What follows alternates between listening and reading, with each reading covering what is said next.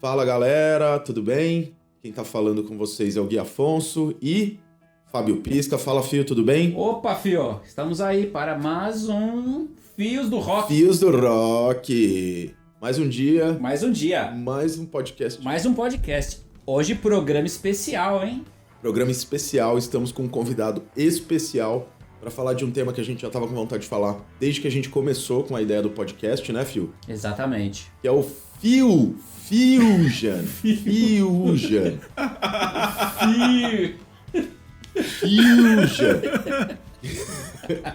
Que é a junção do rock com o jazz. Aí faz o Fusion. E pra falar com a gente vai ter mais um fio do rock aí, lá nos corredores da School of Rock Moema. Trocamos muita ideia com ele, principalmente na parte do café, tomamos muito café junto. Que é o Rodrigo Badi, o grande compositor, professor, um cara Aê! top do top. Fala, Fio! Aê! Palmas e mais, põe palmas aí, editor. Palmas e mais. Palma. Aplausos, né? Aplausos, da plaquinha. Aplausos. Aplausos. Aí, pessoal. Muito bom estar aqui com vocês. Bom dia. Bom dia, Fio Afonso. Bom dia, Fio. Tudo bem? Fio Guilherme Afonso, Fio Fábio Pisca. Bom dia, Fio. Temos também a produção. A produção. Bom dia, produção. Muito bom estar aqui com vocês. Esses dois caras sensacionais aqui, os Fios do Rock. Hoje vamos falar de um assunto bem interessante que eu gosto demais. E estamos aí, muito material pra gente discutir. Boa. Seja muito bem-vindo, Fio. É um prazer Obrigado. pra gente ter você aqui. Obrigado. Bom, é isso, né, Fio? Hoje o programa promete, né? Hoje o programa promete. Muito promete, né? Muita fofoca, muita polêmica e... Um verdadeiro TV Fama do mundo do Fusion. Exatamente. Então hoje há muitas histórias, né? Eu acho que o legal, né, é a gente deixar bem claro aqui, principalmente para os jovens, né, que estão ouvindo, os jovens da School of Rock, deixar claro aqui um pouco sobre o que a gente vai falar, essa coisa da fusão, né, que a gente conhece hoje como Fusion, essa coisa do jazz com o rock e tal. Que nos anos 70 a galera chamava muito de jazz rock, né? Sim. Exatamente. Era muito conhecido como o jazz rock. Mas então, a primeira polêmica, né, do programa. Vamos mandar bala? Pode ser? Vamos mandar bala, Fio. Diga lá. Vamos porque eu estou On fire. a ponto. Rodrigo Baggio, Vamos lá. eu já vou lançar a primeira polêmica do dia aqui. Oba. Rufem os tambores. O ponto de partida do Fusion, né? Seria Miles Davis um dos maiores visionários da música ou apenas mais um rostinho bonito no jazz? Um rostinho bonito no O jazz. rostinho bonito no jazz. Sempre foi, né? Isso daí já nem precisamos discutir. Exatamente. A fusão Miles Trompete é uma das coisas mais lindas que temos. Mas enfim, essa é uma ótima pergunta, uma polêmica. Na verdade, assim, antes de responder essa pergunta, precisamos entender, ou pelo menos assim, tentar esclarecer o que é a palavra fusion em música. Porque o termo fusion, como o Fábio Pisca falou, é muito relacionado em termos mais específicos ao jazz rock dos anos 70, anos 60, anos 70, ou ao jazz fusion. Então temos esses termos, jazz rock, jazz fusion, que foi uma ramificação ali ocorrida nesse período aí, fim dos anos 60, começo dos anos 70, onde músicos de jazz começaram a incorporar elementos estilísticos do rock e vice-versa. Então nós temos aí o fusion como algo que aconteceu em duas vertentes diferentes, vertentes paralelas, mas que usavam recursos uma da outra. Mas em música, fusion, num sentido mais amplo, é algo que vem acontecendo desde que a música surgiu, né? Porque quando temos uma pessoa ou um povo fazendo música e esse povo ou esse artista tem contato com músicas feitas em outros lugares, acaba havendo ali uma fusão de linguagens, né? Um pegando referências de outro, né?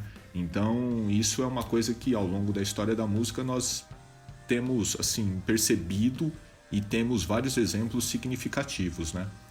Então é interessante a gente observar, principalmente nessa época dos anos 60, fim dos anos 60 e dos anos 70, que esse procedimento fusion ou de fusão estava acontecendo em outros estilos, como o rock progressivo, por exemplo, né? Sim. Então, nós temos ali o fusion propriamente dito, que é o jazz rock. Então, eu acho que para essa nossa conversa seria legal levarmos o jazz rock como a referência para o fusion que vamos estabelecer aqui, né? Também vamos pontuar esses outros formatos fusion, como o rock progressivo, o rock experimental que estava acontecendo na Alemanha nos anos 70, né? Muito o David Bowie teve, na trilogia de Berlim, teve essa experiência, né, com o rock alemão ali, que flertava com a música concreta, com coisas que estavam acontecendo na música erudita propriamente. Então eu acho tudo isso muito válido, porque nos anos 80 certas tendências paralelas ao fusion propriamente dos anos 70 acabam influenciando o fusion dos anos 80, né? Então isso é legal. É legal também pontuarmos só para entendermos melhor a linha histórica do estilo. Legal. Mas aí, respondendo à pergunta de Fábio Pisca, sim, o Miles é considerado o pai do fusion, vamos dizer assim, dentro do jazz rock. Na verdade, se a gente parar para analisar o jazz e o rock nos anos 60, o que estava acontecendo? O rock, como ele foi algo que surgiu ali nos anos 50, 60, nos anos 60 ele tomou uma forma mais específica que conhecemos hoje, né? Porque nós temos nos anos 50 o rock and roll e nos anos 60 nós temos o rock que hoje é chamado classic rock, com os Beatles, com o Cream, com o Deep Purple e todo esse pessoal, Hendrix, exatamente. Esse pessoal já estava fazendo uma espécie de fusion, não essa do jazz rock propriamente que aconteceu no final dos anos 60 e que tem o Miles como referência. Mas eles já estavam fazendo uma espécie de fusion que era a própria referência estilística que eles tinham no jazz, porque os bateristas, por exemplo, como o Mitch Mitchell, baterista do Jimi Hendrix, do Jimi Hendrix Experience, o Mitch Mitchell, mas também o Ginger Baker, eles tinham uma forte influência dos bateristas de jazz. Sim, sim. Fábio Pisca pode falar com propriedade. Então já os estilos já estavam flertando ali um com o outro já no começo dos anos 60. O Miles, que era basicamente do jazz, estava vindo do jazz modal dos anos 50. Em 1959 ele gravou o Kind of Blue, que até hoje é um dos álbuns mais vendidos da história e o álbum mais vendido da história do jazz. Ele, nessa busca por novas sonoridades, sempre, né? Porque se nós observarmos a carreira do Miles, ele começou no bebop com o Dizzy Gillespie e o Charlie Parker como sideman desses grandes músicos, né? Desses nomes do bebop.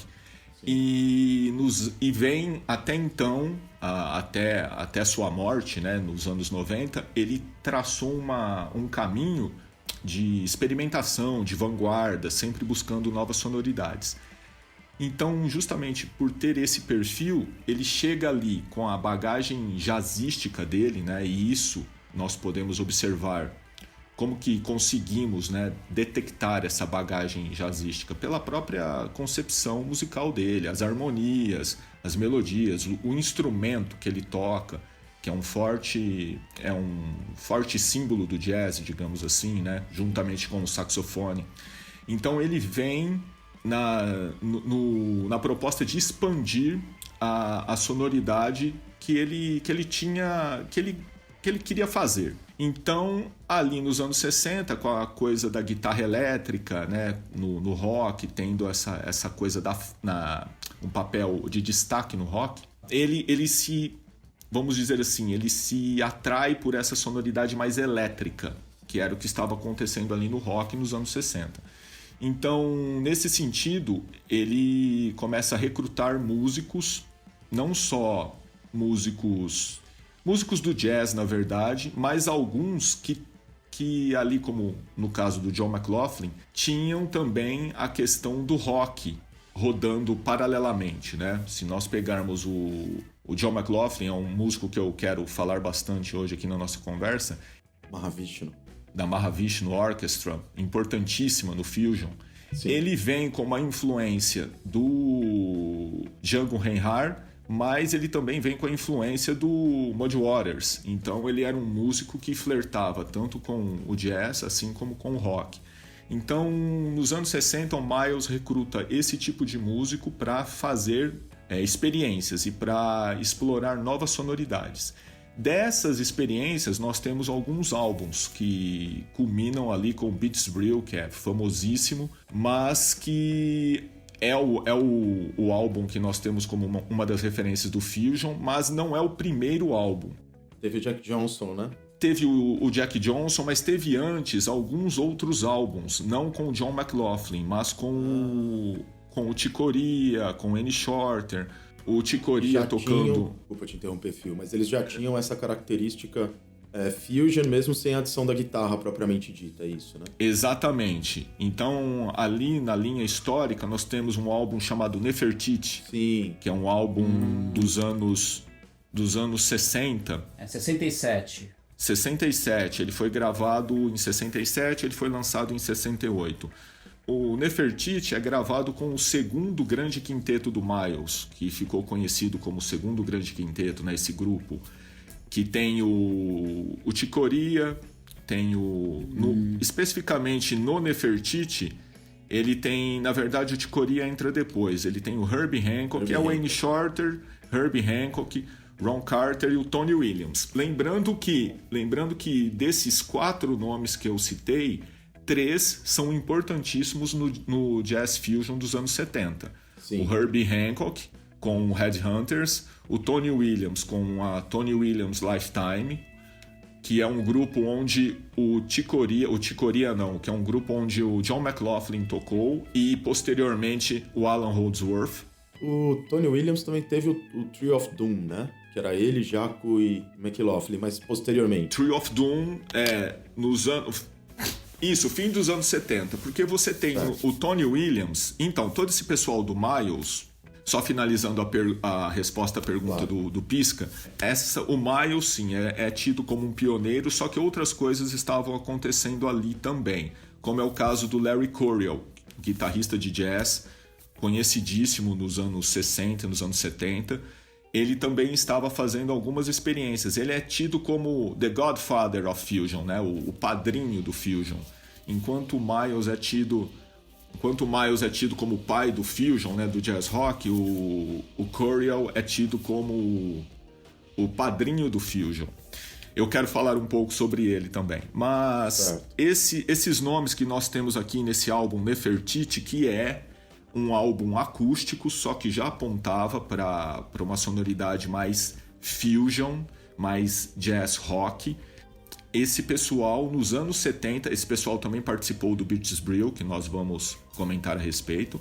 E esse pessoal, depois, nos anos 70, o Annie Shorter, juntamente com o Joe Zawinul, os dois criaram o Weather Report, um grupo importantíssimo. O Herbie Hancock teve o Headhunters e o Tony Williams teve o Tony Williams Lifetime, depois o Tony Williams New Lifetime, onde tem o Alan Holdsworth. Então, basicamente, ali nos anos 70, com o Miles, nós temos isso de forma mais certificada, né?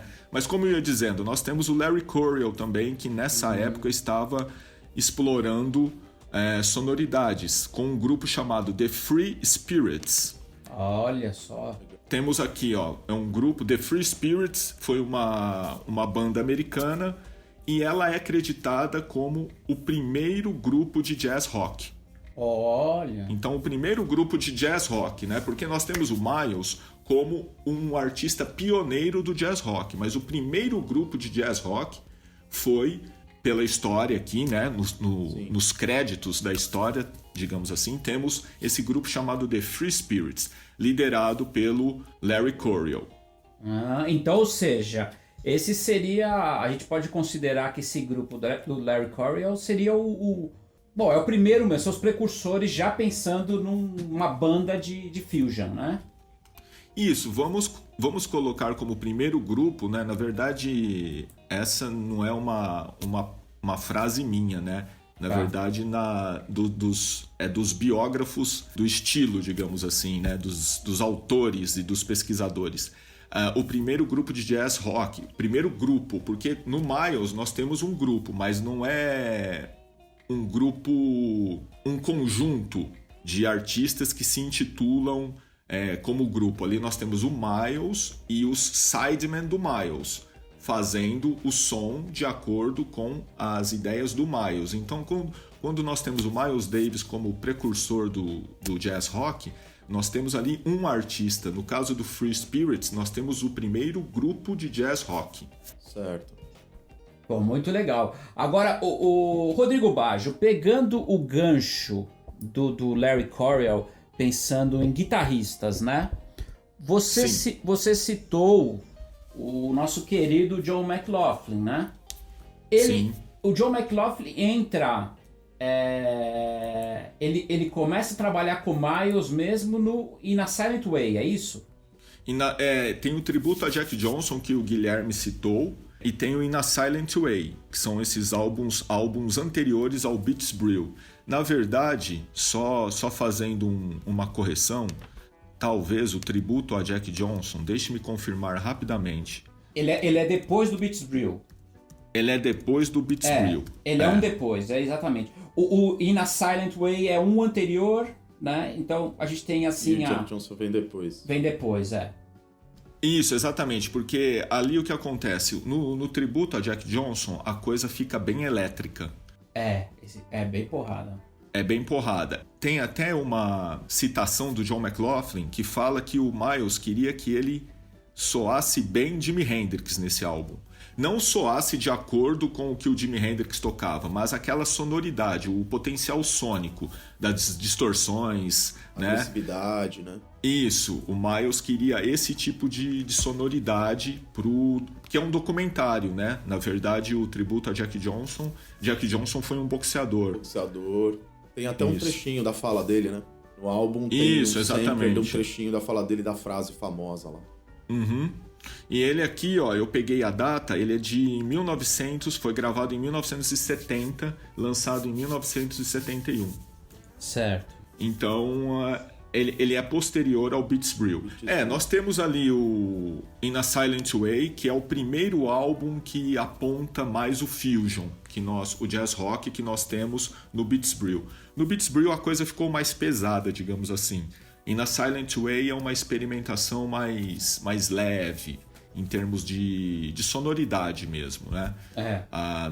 Nós temos a guitarra já com distorção no In a Silent Way, mas no Beats Brew que é o que o negócio ganha mais força, como nós conhecemos hoje, né? Como nós entendemos hoje o jazz rock. Então podemos considerar que esse álbum ele deu o pontapé inicial, digamos assim, para tudo que vem depois, né, na verdade. Muito legal. Bom, a gente já vai falar mais sobre o John McLaughlin, que tem muita coisa para falar dele, mas pegando de novo um gancho, Phil, ou seja, a gente falou sobre o Larry Coryell, aí um pouco ali saindo do Miles, o John McLaughlin, e onde que a gente poderia encaixar um cara... Na verdade, esse cara, eu vou fazer uma pequena citação dele, nem adianta a gente entrar muito, porque esse cara merece, acho que um programa todo, mas ele tá ali nessa mesma época, e acho que ele é fundamental também pra gente perceber essa fusão do jazz com o rock, que é o Frank Zappa, né? Sim, com certeza. Né, assim, o que você teria a falar sobre ele, Phil? Um pouquinho o Zappa, nessa época, nesse contexto. Então, o Zappa pra mim é um cara à parte, ele realmente é um cara à parte, porque assim como o Miles é um cara à parte, né?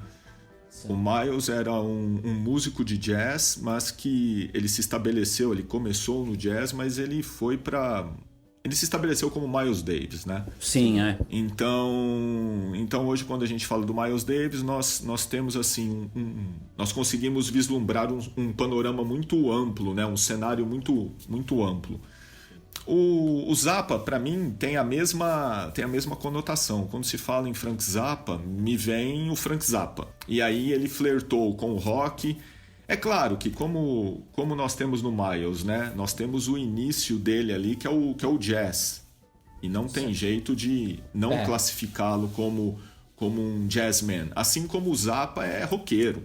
Exatamente. Mas o Zappa flertou com a música erudita, de vanguarda, com o jazz também, né? Porque ele tinha essas inclinações, né? Essas vontades musicais. Um disco muito importante dessa época, aliás, um grupo muito importante que o Zappa teve é o Mothers of Invention, né? E dessa época nós temos aquele álbum, o Hot Rats, que é bem importante nesse sentido. Então, sem o Mothers, isso, a gente acaba ali o Mothers of Invention, que também tinha muita coisa, né? O Zappa já era um fusion desde o começo da carreira dele, né? Isso. Ele já nasceu fusion, né? Aquele fusion que eu citei no começo do nosso papo, que é aquele fusion mais amplo, né? Não específico como estamos falando hoje do jazz rock. Mas o Zappa e o Miles já eram fusion por essência. Já nasceu o Fusion, né? Então, termina ali o Mothers of Invention e ele entra nos anos 70 e o Hot Rats é o álbum mais emblemático dessa época, pelo menos pra mim, no sentido estilístico, né? Onde ele coloca bem essa coisa do jazz e do rock, né? Harmonias jazzísticas. Inclusive, aquela música Pits in Regalia é uma das únicas músicas não jazzísticas, digamos assim, a fazer parte do Real Book of Jazz. Então, quando a gente pega o The Real Book of Jazz, que é um livro importantíssimo para quem não conhece, o The Real Book é uma compilação de músicas, de temas de jazz. Foi uma compilação elaborada em 1970, 1980, 1970, pelo pessoal da Berklee College of Music, em Boston. E o Pits in Regalia é uma das músicas da primeira edição do Real Book, ainda escrito à mão. O Real Book, a primeira edição dele é toda escrita à mão. São transcrições, né? Então temos essa música do Frank Zappa. Então o Frank Zappa está junto com os standards de jazz, está junto com Miles Davis no livro, né? No Real Book, com o Chick Corea. Então é uma música desse álbum, Hot Rats. Olha só, hein? Vocês viram só? Uma aula, né? Uma aula, com certeza. Hoje é uma aula. Olha só.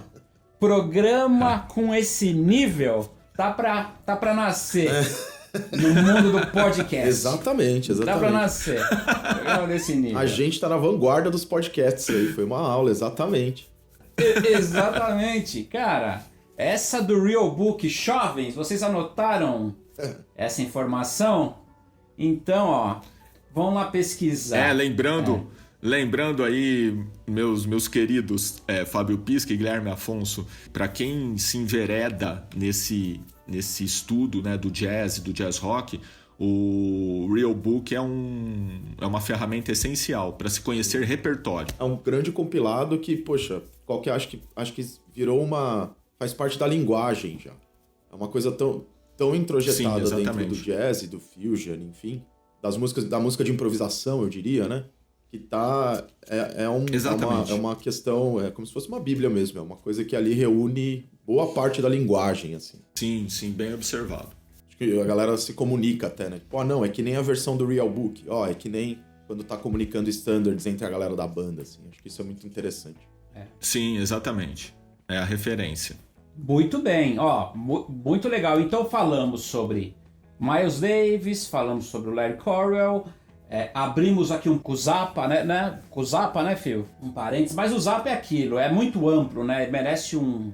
É muito amplo, ele merece um programa à parte, assim como o Miles também merece um programa à parte, né? Exatamente. Até mesmo se considerarmos outros artistas, como John McLaughlin, que teve a Mahavishnu Orchestra, um super grupo de jazz rock nos anos 70 Era e aí 80. Que eu queria entrar. Com duas formações distintas. eu queria entrar nesse assunto, eu queria que você, Badio, fizesse pra gente um panorama de duas bandas muito importantes que foram com pessoas que tocaram com o Miles e depois saíram pra formar grupos que pavimentaram o estilo do Fusion, que é o Return to Forever, Chick Corea, né? Sim. Aliás, Sim. 3 grupos, desculpa. Return to Forever, Chick Corea, o Weather Report com Wayne Shorter e o Mahavishnu com o Joe McLaughlin. Isso, o Weather Report com o Joe Zawinul também, né? Joe Zawinul também, exato, com o Joe Zawinul. Essas 3 bandas são bandas fundamentais pro estilo. Eu queria que você falasse um pouquinho delas pra quem tá ouvindo. Vamos lá, então. Essas 3 bandas merecem programas à parte, né? Como nós estávamos falando. Eu quero começar falando dessas bandas, né? Assim, entrando nesse assunto, eu quero começar só pontuando um aspecto histórico, porque nós temos o jazz rock a partir do jazz e o jazz rock a partir do rock. Porque quando a gente fala de jazz rock, né, nós temos a fusão, né, o fusion de 2 estilos. Essas bandas são bandas que têm os seus músicos firmados no jazz. Porque depois nós temos bandas de rock que também usaram elementos jazzísticos. Na verdade, é algo muito simples de se observar. Esses músicos de jazz começaram a incorporar elementos do rock, né? Então, aquelas coisas mais pesadas, né? Guitarras com distorção. E pesadas não só em termos de equipamento, né? Uma guitarra com distorção, por exemplo. Pesadas em termos de ritmo mesmo, né? Um ritmo um groove mais pesado, né? Diferente do groove swingado do jazz, né? Lembrando que nós não estamos fazendo juízo de valor, o que é melhor, o que não é legal, né? Hoje estamos avaliando elementos. E lembrando que, assim, não é porque o músico de jazz que outrora swingava e depois começou a tocar mais reto, ele começou a tocar mais simples. Isso, pensar assim, é pensar de uma maneira bem restritiva, né? Na verdade, ele está explorando outros terrenos, né? Então, nós temos essas duas, podemos dizer assim, esse aspecto, né, dividido em 2 pontos. O fusion a partir do jazz e o fusion a partir do rock.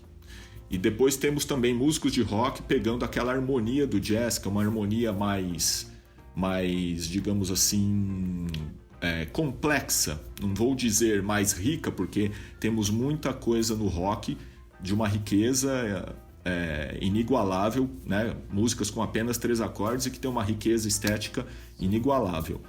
Então, nós temos esses dois pontos bem interessantes para entendermos essas bandas. A Mahavishnu Orchestra, o Return to Forever e o Weather Report. Nós temos também o Headhunters, que é dessa época, que é do Herbie Hancock, que eu acho que é uma banda importante. E tivemos também a Lifetime, do Tony Williams. É que nós temos, no caso, aí, 5 bandas que saíram das sessões do Beats Brew, né? Porque todos esses músicos estavam na sessão de gravação do Beats Brew do Miles Davis. Um álbum muito importante que eu já deixo aí como referência para o pessoal que está ouvindo. Beats Brew, Miles Davis, 1969. Ele foi gravado em 69 e lançado em 70. Em 70, exatamente. Eu sempre vou pela gravação, né? Pela gravação, né? Então... Porque ele foi, inclusive, fazendo um parênteses, né? Ele foi gravado ali por volta, acho que de agosto, bem enquanto ocorria o Woodstock. Sim, exatamente. Bem né? Enquanto estava acontecendo o Woodstock, aliás... Woodstock, né, Fio? Que nós falamos sobre, foi o nosso 3º programa. Sobre... Temos 2 programas sobre, Isso. na real. E se você quiser saber sobre o Woodstock, é só voltar ali nos nossos programas sobre o Woodstock. Ou seja, enquanto acontecia o Woodstock, o Miles estava fazendo as sessões do Beats Brew. Me tirei uma dúvida. Já que a gente entrou no Woodstock, a gente também mencionou o Isle of Wight. Foi nesse ano que o Miles tocou? Pequeno parênteses. Não, ele toca em 70. No ano seguinte, já com Beats Brew lançado. Ano seguinte. Que tem o Gilberto Gil, né? Que tem o Gilberto Gil e o Caetano Veloso na plateia. Parecem até no Miles Electric. Na verdade, eles fizeram uma pequena participação no festival, né? Tocaram ali, né? Aparece naquele documentário Tropicália, até durante Até alguns anos atrás, muita gente não sabia se era lenda, se era verdade, porque não existiam... ninguém encontrava as imagens, né? E eles, pro documentário Tropical, eles encontraram, né, as imagens. Então, eles fizeram uma pequena participação no festival durante o dia. E depois, eles estão ali assistindo o show do Miles e aparece, né, o Gil e tal. Mas, ou seja, quando o Miles toca no Isle of Wight, já é em agosto de 70. Já é com o Beats Brew lançado. Certo. Isso, lembrando que nessa época nós temos esse show do Isle of Wight é emblemático porque nós temos o Chick Corea e o Keith Jarrett nos teclados. Nossa. E os dois tocando piano elétrico. Pianos elétricos, porque o Keith Jarrett não mais tocou piano elétrico depois disso. Ele estabeleceu a carreira dele nos anos 70, nos anos 80 e até hoje, né? Somente no piano acústico. Então ele não mais tocou o piano elétrico. Ele só tocou na fase do Miles, né? E lembrando que muitos que estão ali participaram da gravação do Beats Brew, né? Falando especificamente dos grupos da Mahavishnu Orchestra, Return to Forever, Headhunters, Weather Report e o Lifetime, do Tony Williams, nós encontramos artistas que trabalharam com Miles e que, por influência do Miles e até mesmo sugestão do Miles, sugestão direta, montaram esses grupos para expandir o que eles tinham conseguido fazer com Beats Brew. Cada um pegou uma referência e levou para um caminho distinto, né? Então nós temos ali o John McLaughlin com a Mahavishnu Orchestra, que funde elementos do jazz com elementos do rock e elementos da música indiana, da música clássica indiana, a forma de improvisar em cima de modos, as ragas, né? Então a rítmica também, a rítmica da música indiana, o Konakal, aquelas influências que ele teve, né? Ele estudou a filosofia hindu e ele pegou essas referências e levou para Mahavishnu e mesclou tudo num caldeirão que tinha elementos do jazz, elementos do rock e elementos da música indiana. Tinha também o violino, né? Desculpa te interromper, Phil. Que era uma... o violino é importante. O violino exatamente. O violino é que no caso da Mahavishnu é o Jerry Goodman, que o Jerry Goodman veio a tocar mais tarde no Dixie Dregs, que é um grupo importante também do fim dos anos 70, com o Steve Morse, que hoje é guitarrista do Deep Purple, né? Que é um grupo importante de fusion no fim dos anos 70, né? Nós vamos falar sobre eles também. Legal. Então, o violino é muito importante na Mahavishnu justamente para imprimir essa qualidade da música indiana, porque é um instrumento usado na música clássica indiana. O Return to Forever tem uma proposta diferente, o Chick Corea, que tem o Chick Corea como líder, né? Lembrando que o John McLaughlin, líder da Mahavishnu, foi o guitarrista do Beats Brew. O Chick Corea, o líder do Return to Forever, foi um dos pianistas do Beats Brew. E o Chick Corea, para o Return to Forever, é interessante observar que o Return to Forever ele acontece apenas nos anos 70. A Mahavishnu tem duas formações distintas. Nós temos a Mahavishnu Orchestra dos anos 70 e a Mahavishnu Orchestra dos anos 80. São duas formações distintas. O Return to Forever tem apenas uma formação. Aliás, tem algumas formações, mas tem um período emblemático nos anos 70. Tem o retorno do Return to Forever, digamos assim, né? Nos anos 90, nos anos 2000, com a formação clássica, que é o Chick Corea, o Lenny White, o Stanley Clarke e o Al Di Meola. Mas eles apenas replicaram a formação clássica dos anos 70, não é uma nova formação. E como eu e Fábio Pisca tivemos a chance de ver, né, nós temos bem lembrado, hein? O The New Return to Forever, que é apenas o trio. É o Chick Corea com Stanley Clarke e com Lenny White. Aí é um formato acústico. É como se fosse um Return to Forever acústico, né? Mas o primeiro disco do Return to Forever, é um disco diferente, porque ele é totalmente acústico, sendo que a Mahavishnu era primariamente elétrica, assim como o Weather Report, o Headhunters, né, e o Lifetime. Dos 5 grupos de fusion que saem do Beats Brew, o Return to Forever é o grupo que na verdade assim lança o seu primeiro álbum num formato totalmente acústico. Ele não tem guitarra, né? E o Chick Corea ali, ele faz uso do Fender Rhodes, mas assim, a base é toda acústica, né? Sim. Tanto que tem flauta, é o Joe Farrell na flauta, um grande flautista, saxofonista também. E 2 brasileiros, né, Phil? 2 brasileiros, 2 brasileiros. E 2 brasileiros, né? O que eu ia citar agora, a Flora Purim e o Ayrton Moreira na bateria, que são sensacionais, né? Na verdade, eu vou até dizer aqui, o primeiro e o segundo discos do Return to Forever, né? Porque nós temos o Return to Forever, o primeiro disco, e o Light as a Feather, que é o segundo disco. Eles são totalmente acústicos. A partir do terceiro disco é que nós temos a inclusão da guitarra elétrica. E aí nós temos a formação elétrica do Return to Forever, né? E no segundo disco que tá o clássico Spain, né? Sim. Que está o clássico Spain, que o Chick Corea revisita, né? Revisitou e tem revisitado ao longo da carreira, né? Não só o Chick Corea, outros músicos, inclusive o Stevie Wonder tem essa música no seu setlist, né?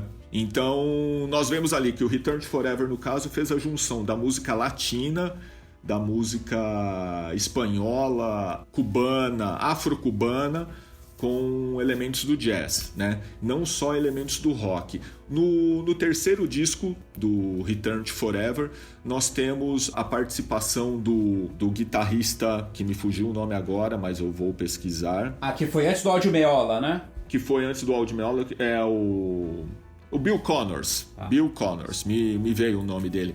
É que eu estava com o Bill Laswell, que é um outro músico importante também do Fusion. Eu só troquei os Bills de lugar. O Bill Connors, um guitarrista que tocou guitarra elétrica e tocou violão também no Return to Forever em um disco, mas logo depois foi substituído pelo Aldi Meola, que tocou guitarra apenas, e aquela guitarra maciça, né, a Gibson Les Paul com distorção. Tem até um timbre caricato dos anos 70, né? Aquela distorção bem anos 70, né? Que é meio abelhuda, né? Abelhou, Vários clássicos brasileiros foram gravados com essa distorção abelhuda. Isso que eu ia dizer, Guilherme, porque nós temos o grande Hélio Delmiro, que é o nosso guitarrista mor aí, digamos assim. Ele gravou os álbuns da Elis e do Milton, do Milton principalmente, usando essa guitarra distorcida, né, que é a princípio, hoje para os nossos ouvidos mais apurados, né, com essa tecnologia mais fiel, nossos ouvidos até estranham um pouco essa guitarra abelhuda, né, dos anos 70, anos 80. Me lembro muito do timbre do Toninho Horta. Exatamente, também. Também tinha esse timbre, grande guitarrista também brasileiro, até o Pet. Nossa, admira muito o Toninho Horta e é um cara que também tinha esse som, né? Lenny Gordon também, né? Lenny Gordon, lembrando aqui que a gente pode fazer depois um programa só dos guitarristas brasileiros. Opa. Que usaram também, que tem ali certas influências do Fusion, né? Nós citamos aí guitarristas que enveredaram pelo caminho também. Uma coisa interessante que eu queria mencionar é que o Ayrton Moreira, que a gente citou, que estava nos 2 primeiros álbuns do Return to Forever, também veio do Miles, né? Ele estava no festival de Isle of Wight na percussão, lá com o pessoal em cima do palco também, tocando. Ele também passou, né, pela banda do Miles. Exatamente. Nesse festival, especificamente, ele está na percussão, porque o baterista é o Jack DeJohnette. Já no Return to Forever, ele é o baterista. Né? Ele é o baterista do Return to Forever acústico, digamos assim, porque quando o Return to Forever passou para o formato elétrico, o baterista, no caso, é o Lenny White, né? Isso. Então aí falamos da Mahavishnu, falamos do Return to Forever, temos o Weather Report, que também vem, o Joe Zawinul, mas um grande pianista. Talvez o Joe Zawinul desse pessoal era o mais velho. Aliás, do pessoal do Miles, o Miles era o mais velho, né?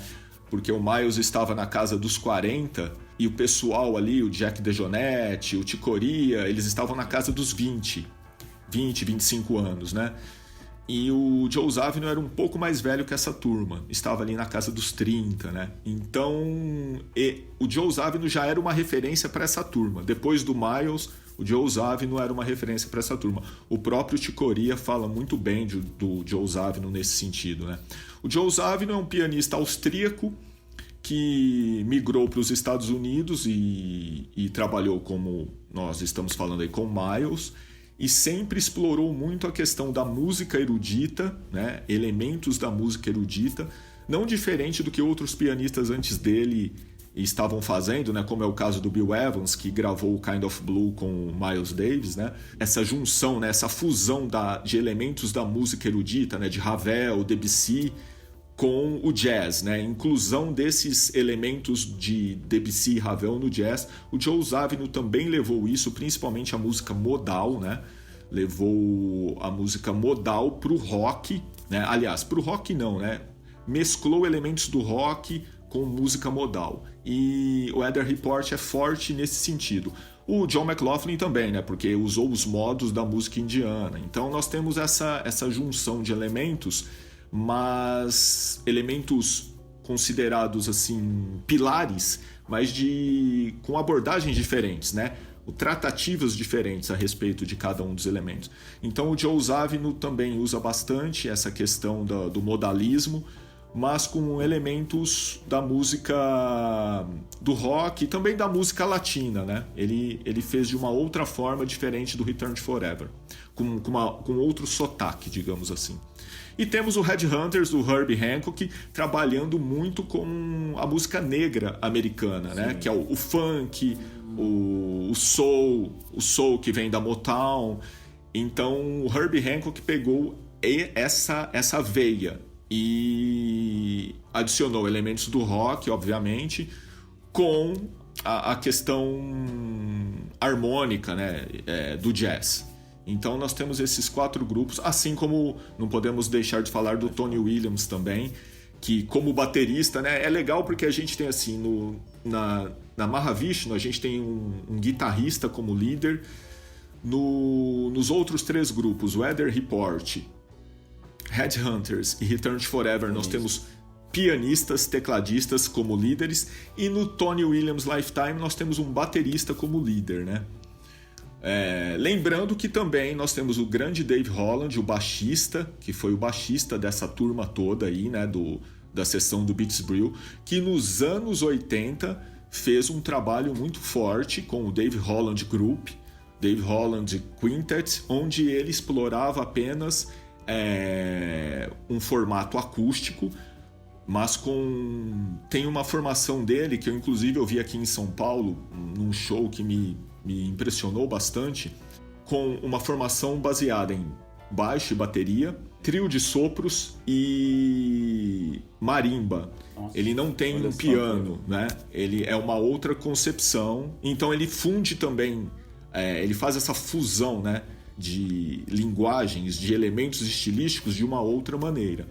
O Dave Holland, na verdade, ele fez parte de um grupo antes do Return to Forever. Ele e o Chick Corea formaram um grupo logo que eles saíram do Miles, um grupo chamado Circle, que tem alguns discos, tem inclusive um disco ao vivo gravado em Paris, onde eles estão explorando muito a música atonal. Então é o jazz com música atonal. O Chick Corea, na verdade, saiu desse grupo porque o Chick Corea sentiu necessidade de não mais trabalhar só com música atonal. Por isso que ele montou o Return to Forever. Então nós temos aí também um grupo importante que está entre esses grupos de fusion dos anos 70. Ele sai dessa sessão do Beats Brew e o Chick Corea, por exemplo, né, antes de iniciar o Return to Forever, teve esse grupo com o Dave Holland, o chamado Circle. Vocês encontram no Spotify, no YouTube, esses discos. Então, só continuando aí, vou pegar desse ponto. Nós temos então o Beats Brew e após a gravação, o Miles dissolveu a banda, como ele sempre fez com todos os projetos dele. Porque aí ele partia para o próximo projeto, né? E montava uma nova banda.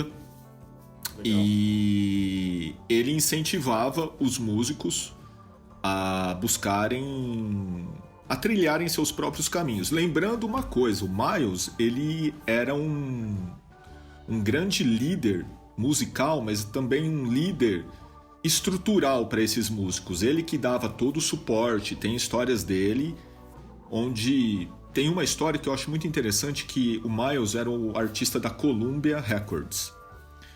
E a Columbia mantinha um apartamento em Manhattan para o Miles alocar os músicos que ele arregimentava. Então o John McLaughlin morou nesse apartamento, o Chick Corea morou nesse apartamento, o Dave Holland morou nesse apartamento. Então o Miles não dava só uma estrutura musical para os músicos, né? Ele dava uma estrutura geral para aqueles músicos produzirem com ele, né? Então isso que era interessante. Porque às vezes, né, pode soar estranho, né? O Miles demitiu todo mundo. Mas não é algo que... Não é uma... Como que eu posso dizer? Fugiu a palavra. Não é um estrelismo do músico. Era apenas assim, ó, acabou o projeto que nós estávamos fazendo juntos. Agora vocês vão para os seus projetos, né? E a Columbia, como ela era a gravadora do Miles, a Columbia comprava os projetos desses outros músicos também, né? Então o Miles dava toda a estrutura. Hoje eu digo, né? Já conversei isso com o Pisca, com o Guilherme e com os meus alunos, né? A gente sente falta do Miles Davis, né? Dando aí um suporte, né? É isso que era interessante, né? Ele virava um item muito importante no currículo desses músicos. Ele era Exatamente. um cara que ele emprestava ali o nome dele, emprestava de certa forma, né? Ele fazia uma troca com os músicos ali que estavam no palco com ele, e quando a galera saía dali já tinham projetos estabelecidos porque ele mesmo dava a linha, como você mesmo falou. Exatamente. Isso é talvez uma das coisas mais interessantes, né, do próprio projeto. Então, a partir da dissolução do grupo que gravou o Beats Brew, nós temos ali o Circle, do Chick Corea com o Dave Holland, que durou pouco. Logo o Chick Corea montou o Return to Forever, que se estabeleceu nos anos 70 e hoje é tido como um dos maiores grupos do fusion, né, do jazz rock. Sim. E junto ao Return to Forever temos a Mahavishnu Orchestra, do John McLaughlin. Eu recomendo alguns discos que eu recomendo. Vamos lá, do Return to Forever eu recomendo um disco chamado... 2 discos, na verdade. O No Mystery, que foi ganhador do Grammy em 1976, na verdade. Certo. No Mystery. Tem elementos da música disco também, nesse... Não é só elementos do rock. Tem a guitarra do Aldi Meola, que é uma guitarra roqueira, mas tem elementos da disco music. Inclusive tem uma música chamada Jungle Waterfall, que eu acho sensacional, e ela tem aquela melodia lírica do Chick Corea, né, que envolve elementos do romantismo, até uma pegada, aquela bateria de disco music mesmo. Então, nessa música dá para perceber bem essa fusão de linguagens, né? Legal. Do álbum No Mystery. Tem um outro álbum também chamado Where Have I Known You Before, que é um álbum anterior ao No Mystery, que também é sensacional. Do Return to Forever são esses 2 álbuns. Da Mahavishnu Orchestra, na verdade, eu recomendo que o ouvinte ouça toda a discografia desses grupos, né? Mas eu estou pontuando assim álbuns que podem ser os primeiros a serem escutados, né? Então, Return to Forever é esses 2 álbuns. Da Mahavishnu Orchestra, The Meeting, onde tem o The Meeting of the Spirits, que é o The Inner Mounting Flame. De novo, The Inner Mounting Flame. E depois o Birds of Fire. São 2 álbuns sequenciais. O primeiro e o segundo álbuns da discografia da Mahavishnu Orchestra. Do Weather Report nós temos o Heavy Weather, que é conhecidíssimo, né? E temos também o Black Market, que eu acho sensacional esse álbum. Do Tony Williams, na verdade eu recomendo um best-of chamado The Tony Williams. Vocês encontram isso facilmente no iTunes, inclusive eu comprei recentemente. O nome é Lifetime The Collection. Então, repetindo, do Tony Williams, Lifetime, The Collection. E do... Headhunters. Faltou alguém aí. Do Headhunters, claro, o próprio Headhunters, que tem o Chameleon, né? Que é conhecidíssimo. O próprio álbum Headhunters, que é de 1973. Esses 5 álbuns são realmente fundamentais para o estilo, né? Eu me lembro do primeiro contato com cada um deles, assim. Tirando o Tony Williams aí, que eu ouvi menos, mas é de mudar a vida mesmo. Essa discografia é sensacional. E fica o reforço também pra galera ouvir a discografia inteira, né? Isso, exatamente. Então, para fechar esses anos 70, lembrando que aqui no Brasil nós temos 2 artistas fazendo fusão de uma forma, vamos dizer assim, com maestria, né? De alto nível, uma fusão de alto nível, que é o Hermeto Pascoal e Egberto Gismonti. Cada um com o seu respectivo grupo, né? O Egberto Gismonti com a Academia de Danças, um grupo sensacional, e ele gravou o álbum também, a Academia de Danças. Tem o Dança das Cabeças, que eu acho importantíssimo esse álbum. Não tem muitos elementos do rock, por assim dizer, elementos do rock, vamos dizer, num primeiro plano, né? Como guitarras, né? Como guitarras, e até mesmo assim, quando a gente ouve, nós não conseguimos decodificar num primeiro plano os elementos do rock. Mas com a audição mais aprofundada, começamos a observar certos padrões de bateria que puxam uma coisa mais roqueira, né? O próprio Clube da Esquina, né? Que é aquele grupo do Milton Nascimento com o Toninho Horta, que tem uma forte influência dos Beatles, já estava fazendo a fusão do rock britânico, né? Que eles tinham a influência dos Beatles, com a música mineira. Então nós temos também aí um tipo de fusão, né? Da música mineira com os Beatles, né? Então, dessa forma, a gente encerra os anos 70, de uma maneira muito superficial, claro, que para dar tempo aqui de falarmos nesse programa introdutório, né, sobre Fusion. Esse foi o cenário nos anos 70, né? Certo. Então podemos fazer um resumo desse material que nós conversamos a respeito hoje, lembrando os aspectos históricos, né, do jazz e do rock, e como eles se fundiram, como eles se encontraram ali nos anos 60, lembrando que fusão em música é algo que acontece desde que a música surgiu, né? Sim. E especificamente o jazz rock ali nos anos 60 foi um estilo que apresentou elementos do jazz e elementos do rock numa única forma de abordagem, né? Então, músicos do jazz que já tinham toda uma harmonia, aquela harmonia jazzística que é... A harmonia dentro do jazz é uma coisa, assim como o ritmo, né? Melodia também, né? Os 3 elementos básicos, mas a harmonia é algo que sempre é explorada de uma maneira mais expressiva, né? O músico sempre busca expandir a sua linguagem harmônica, né? O músico de jazz que estuda esse estilo, expandir a linguagem harmônica, como construir progressões de acordes, né? O próprio Miles Davis, essa era uma das metas dele, né? Compor o maior número de progressões de acordes que ele conseguisse improvisar em cima delas, né?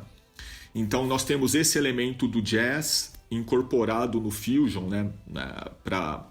Para fortalecer o estilo nesse sentido. E do rock vem a capacidade sônica dos instrumentos, o próprio groove de rock, que é mais reto e gera uma outra sensação, né? E então nós temos esses aspectos e também temos esses grupos que enfatizaram esses elementos, e não só elementos do rock, né? Porque nós temos ali o jazz rock. São 2 estilos que foram fundidos e ramificaram no fusion, que a gente conhece, mas o próprio fusion, que partiu do jazz rock, tem elementos de outros estilos, como no caso da Mahavishnu, que pegou a música indiana, a música afro-cubana, a própria música brasileira, né, como eu citei, o Egberto Gismonti e o Hermeto Pascoal, sim, e assim por diante. Só para resumirmos, né, esses assuntos todos agora no final desse programa. Muito bom. Aê, baixo. Eu queria fechar esse programa só colocando um ponto que eu acho muito importante com relação a...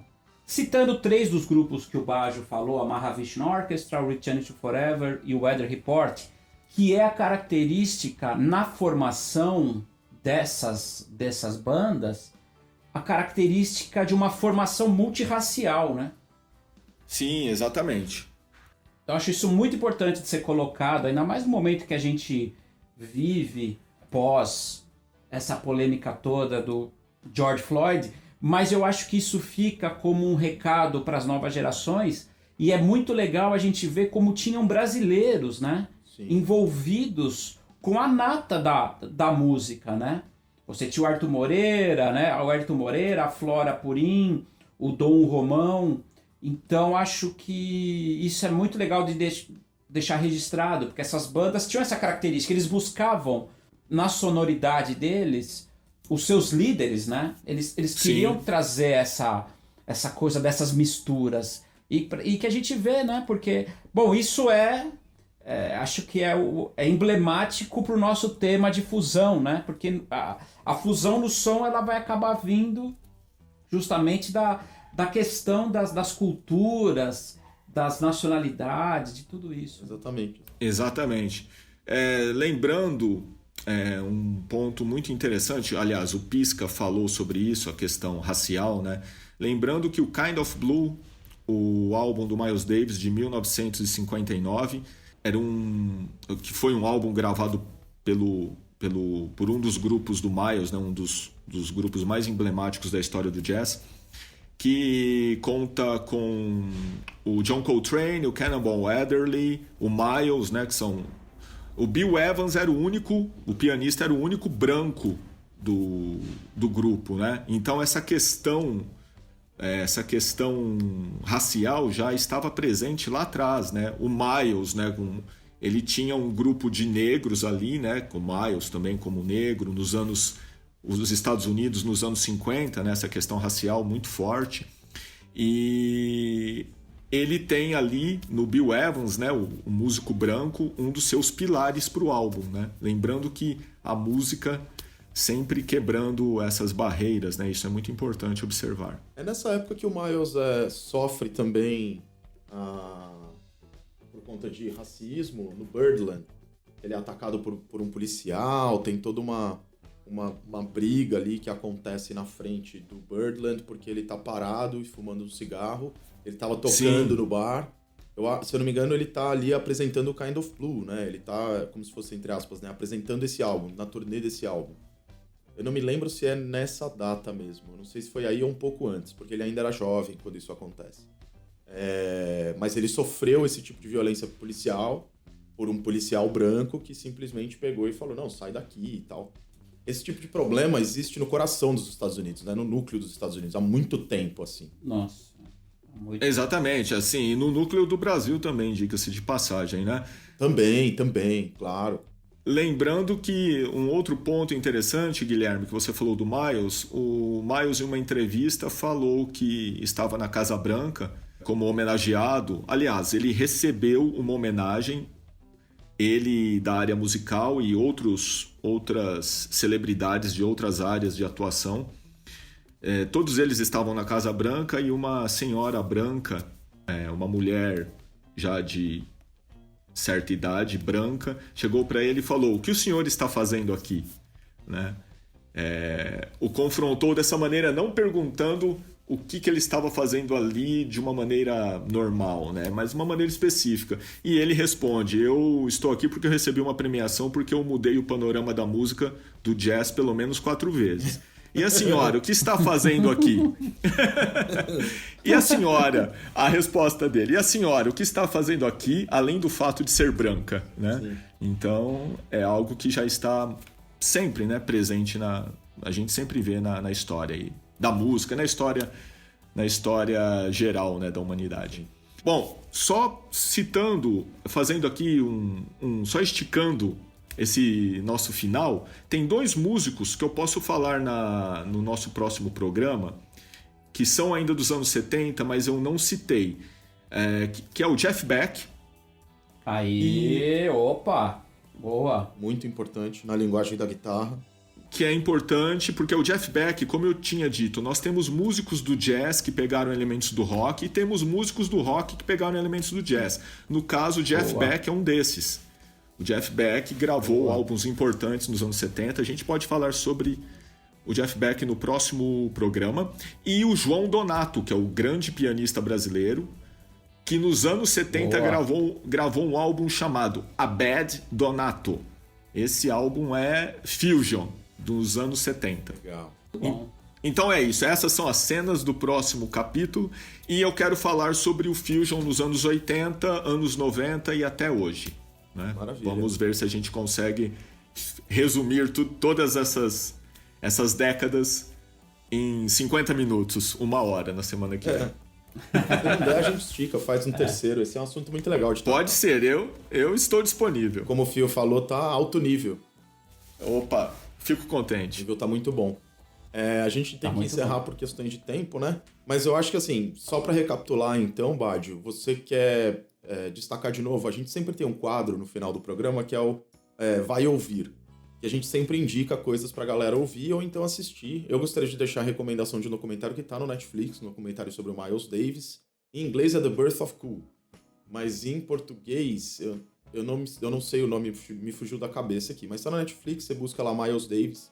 Talvez seja o primeiro título que apareça. E o Bádio recomendou 5 álbuns, um de cada banda que saiu ali do Miles Davis. Na verdade, 7 álbuns, porque dois da Mahavishnu e 2... Aliás, acho que foram até mais. A gente vai repetir a discografia aqui. Eu gostaria que você, por favor, só lembrasse a galera aí, nesse final de programa. Pisca se quiser adicionar alguma coisa. Ó, eu queria deixar recomendado do Miles. A gente falou muito do Beaches Brew, né? Já deixamos a recomendação, mas eu queria deixar recomendado aqui A Tribute to Jack Johnson, que é uma Miles porrada, né? Então do Miles eu queria deixar recomendado esse álbum, que é o álbum que vem na sequência do Beaches Brew, A Tribute to Jack Johnson. Eu preciso puxar a sardinha pro meu lado, né, dos bateras. O Bajo deixou aqui a recomendação do grande Tony Williams, mas eu queria deixar a recomendação aqui do grande Billy Cobham. Boa. Que foi baterista da Mahavishnu Orchestra, com seu álbum Spectrum. Muito bom. O álbum Spectrum do Billy Cobham, de 1973. Eu vou ter que deixar uma recomendação aqui da Mahavishnu. O Bajo deixou os 2 primeiros álbuns, que eu adoro. Eu queria deixar uma recomendação do Visions of the Emerald Eyes. Beyond. Visions of the Emerald Beyond. Visions of the Emerald Beyond, isso. Que já acho que é o 5º álbum, não é isso, Bajo? Sim, é com a orquestra da... Não sei se é a orquestra da BBC, deixa eu só conferir rapidinho. Esse álbum, que daí já é uma outra formação da Mahavishnu, com o Gianluca Ponty e outro, né? Exatamente. E já temos na bateria o grande Narada Michael Walden, que eu tive a oportunidade de vê-lo tocando com o Jeff Beck aqui no Brasil. Legal. Lembrando que o Narada foi um super produtor, eu não sei, o Narada ainda é vivo? Gente, então, deixar aqui uma notícia quente aqui, hein? A gente sempre tem umas notícias. Olha aí. Opa. O Narada não só é vivo, como ele acabou de se tornar o novo baterista do Journey. Olha só. Exatamente. O Journey, eles estão... Porque assim, o Journey teve um problema recentemente, eles acabaram demitindo a cozinha, né? E infelizmente Steve Smith tá aí foi demitido, eles tiveram uma questão e tal. Ele e o baixista Ross Valerie. E agora a nova cozinha do Journey é o Randy Jackson. Randy Jackson, pra quem não se lembra, era grande baixista, cantor. Ele era um dos jurados, né, daquele programa, acho que American Idol, né? Isso. Né? E já tocou no Journey nos anos 80 e tal. Ele tá voltando agora pro Journey no baixo. E na batera, o Narada Michael Walden. O Narada, lembrando que o Narada foi um grande produtor, ele que produziu os primeiros álbuns da Mariah Carey, né?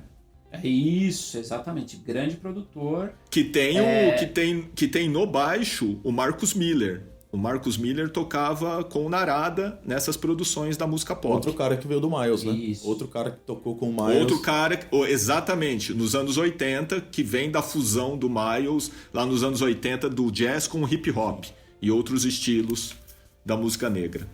Isso. Então, falei aqui um pouquinho. E também deixar uma dica do Return to Forever, o segundo álbum, o Light as a Feather. Light as a Feather, exatamente. Lembrando aqui, Phil Pisca, que esse álbum, Visions of the Emerald Beyond, o McLaughlin gravou com orquestra, tem aqui violinos, cellos, e tem a esposa do Chick Corea, a Gail Moran, tocando teclados e cantando. Olha que legal. E tem uma música do Narada. Todas as músicas foram compostas pelo Chick Corea, com exceção de uma chamada Cosmic Strut, que é do Narada Michael Walden. Aí. Queria também Isso aí. recomendar, para ficar de gancho para o próximo programa, que a gente vai falar dos anos 80, eu queria recomendar, me veio agora, 2 guitarristas, puxando a sardinha para o meu lado. Um que para citar exatamente o que o Badio falou, que você tem os músicos de jazz buscando no rock influências e os músicos de rock buscando no jazz influências. Pelo lado do músico de rock, eu queria falar do Alan Holdsworth, um cara muito importante nos anos 80, para a construção do Fusion. E do lado do jazz, eu queria falar do Pat Metheny, porque ele é um guitarrista também extremamente fundamental, muito importante, porque ele vai também buscar no rock, na linguagem do rock, algumas influências. E ele vai fazer álbuns sensacionais como Off-Ramp, por exemplo. E é legal a gente falar dele também na próxima semana. Então, sim, com certeza. Aliás, os dois já estão na minha lista, maravilha. né? Eu quero recomendar um documentário que está no Netflix também, sobre o Quincy Jones, o grande produtor. Que legal. Opa!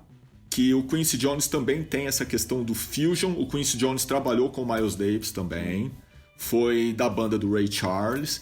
E ele tem uma visão de fusion, que aí não só do jazz rock, né, mas o fusion de uma maneira mais ampla. Bem interessante, que vale a pena saber, né? Vale a pena conhecer. Ele também é um super arranjador, escreve muito bem. Quem ele produziu, Phil? Pra quem não sabe, quem ele produziu? Então, Mr. Quincy Jones produziu nada mais, nada menos que Sr. Michael Jackson no álbum Thriller, exatamente, o álbum mais vendido da história da música. Exatamente. Né? Então ele é o produtor mais vendido da história da música, digamos assim. Pouca coisa. Pouca coisa, Quincy Jones. Pouca coisa. Exatamente. Pouca coisa. E bem interessante esse documentário. É um documentário biográfico, né? Como todo documentário mas também tem pontos bem interessantes da carreira artística dele, não só da vida pessoal, né, mas da carreira e de outras coisas, ele mesmo falando. Como é o nome do documentário? Eu não me lembro o nome do documentário. No Netflix está como Quincy. Ok. Né? É produzido pela filha dele. Beleza. Muito bom. A filha dele que dirige o documentário. Bom, e sobre os discos, recapitulando, Mahavishnu Orchestra, The Inner Mountain Flame, primeiro álbum, e o Bird of Fire, segundo álbum, e tem esse álbum que o Pisca citou, que é com a segunda formação da Mahavishnu, que é de 74, o Visions of the Emerald Beyond. Então são esses 3 discos da Mahavishnu, 2 que eu falei e um que o Pisca falou. Do Return to Forever, temos o Pisca citou o Light as a Feather, que é anterior a esses 2 que eu citei, né, que são o Where Have I Known You Before e depois o No Mystery. Então são 3 álbuns do Return to Forever. Do Headhunters, o próprio Headhunters, de 73. Do Weather Report, Black Market e o Heavy Weather. E do Tony Williams eu sugeri aquela coletânea, Lifetime, The Collection, que nós encontramos... Eu baixei esses dias no iTunes. Maravilha. né? Aí. Então, nós temos também outros discos, se eu tiver mais um tempinho aqui, Guilherme, só para falar. O Frank Zappa, né? Falamos do Frank Zappa. Verdade. Boa, bem lembrado. O Hot Rats, do Frank Zappa. E o Dixie Dregs, que é uma banda dos anos 70, que eu falei do Steve Morse ali. Bom, mas o Dixie Dregs vou deixar para semana que vem, junto com o Jeff Beck e com o João Donato. Boa, Maravilha. boa. Porque aí também a gente pode falar um pouco do Dixie Dregs, porque eles fizeram também um fusion com elementos do jazz e do rock e da música country americana. Exato, né? tem uma sonoridade bem específica. Isso. Então, na verdade, são esses, né? Do Egberto Gismonti também falaremos um pouco mais na semana que vem, pegando ali, né, o fim dos anos 70, já entrando nos anos 80. E, como o Guilherme disse, né, do Alan Holdsworth, do Pat Metheny, temos vários álbuns para... O papo vai ser bom. Mas aguardem. Né? Sobre o Larry Coryell, Verdade. que nós falamos também, né? Faltou o Larry Coryell. Dele, eu quero sugerir o primeiro show, An Evening, deixe-me só pegar o nome correto. É o Larry Coryell com John McLaughlin e com Paco de Lucia. É a primeira formação do trio de guitarras. Olha só. Do trio de violões. Larry Coryell com John McLaughlin e Paco de Lucia. Eles fizeram isso... o nome do show é Meeting of the Spirits, que é uma das músicas do John McLaughlin. Legal. Tem muita coisa pra citar, né? Eu tava lembrando agora do Apocalipse, da Mahavishnu, que é feito com a orquestra sinfônica regida pelo Michael Tilson Thomas. Um regente, assim, maravilhoso de bom, sensacional. É disco produzido pelo George Martin, né? Exatamente. Exatamente. Só lembrando, Guilherme, que eu falei, quando o Pisca citou o Visions of the Emerald Beyond, eu falei que era com orquestra, mas não. O disco com orquestra é o Apocalipse. No Visions tem instrumentos de orquestra, como eu citei, né? Violoncelo, violino e flauta. No Apocalipse é a orquestra. Se eu não me engano, é a BBC de Londres. É a orquestra da BBC. É a Orquestra Sinfônica de Londres. Tô vendo aqui. Orquestra Sinfônica de Londres? Com o Michael Tilson Thomas como condutor. Esse cara é sensacional. Sensacional. Ele tem até uma série, pra quem se interessar, na PBS, no site da PBS. Depois a gente pode trazer isso. Esse álbum Apocalipse é de 74, um ano antes do que o Pisca citou, e é sensacional. Maravilhoso, assim. Maravilhoso. Isso. E com a produção do grande George Martin, é isso aí, né? Só fazendo um comentário aqui sobre o Michael Tilson Thomas. Ele tem, que é esse maestro, regente. não é, Guilherme? Sim. Regente. Ele tem, você falou do programa de TV, e ele também tem, junto com ele gravou um álbum que eu acho que é importante pra gente. Ele gravou as Baquianas Brasileiras do... Villa-Lobos, olha que legal. Ele gravou as Baquianas Brasileiras. Não, eu estava vendo, porque nós temos um álbum falando do Fusion, eu me lembrei disso. A trilogia de Berlim do David Bowie, que eu citei, o Philip Glass, o nosso grande... Compositor, minimalista... Ele, nos anos... Aqui, ó, já peguei para dar a informação aí para os ouvintes, porque essa é importante. O Philip Glass pegou a música do David Bowie e criou a sinfonia, chamada Low Symphony. Não sei se vocês conhecem isso. Olha, que legal. Um dos discos da trilogia de Berlim, nós temos o Low, o Heroes e o Lodger. São os 3 discos da trilogia, né? Certo. Redundante falar 3 da trilogia, mas os 3... A trilogia tem esses discos. O Heroes, Low e Lodger. O Glass pegou e escreveu a Sinfonia Low, onde ele pega temas do David Bowie junto com o Brian Eno e faz um trabalho orquestral. Mas, na verdade, eu pensei que fosse o Michael Tilson Thomas, mas não é. É o Dennis Rochelle Davis. Certo. O maestro. Mas para falar também dessa questão da fusão, como elementos do rock, né, foram tratados por um compositor de música erudita, digamos assim. Muito bom. Muito legal, muito legal. Bom, é isso aí, gente. Tem mais coisas pra falar, mas vamos falar na semana que vem. Maravilha. Isso, aguardem. Então, galera que tá ouvindo aí o podcast, não perca. Nas próximas semanas a gente vai estar lançando o segundo episódio. Talvez mais episódios aí pra frente falando desse tema. Esse é um tema muito amplo. Um grande abraço pra todo mundo aí que ouviu. Valeu por ter ouvido. Abraço aos fios, Rodrigo Bardio, muito obrigado pela participação. Fábio Pisca também, muito obrigado. Eu que agradeço. Estamos sempre junto. E é isso aí, galera. Valeu. Valeu. Valeu, gente. Obrigado. Programa de alto nível, Altíssimo hein? nível. Altíssimo nível. Altíssimo muitas e muitas nível. palmas, editor. Muitas e muitas palmas, porque o nível tá muito alto. Gostei demais. Valeu, Pisca. Valeu, Guilherme, pelo convite. Valeu, produção. Estamos Obrigado, aí. Rodrigo. Maravilha. E até o próximo programa. Aguardem. Até o próximo. Tchau, tchau. Abraços. Tchau, Abraços. fios. Tchau.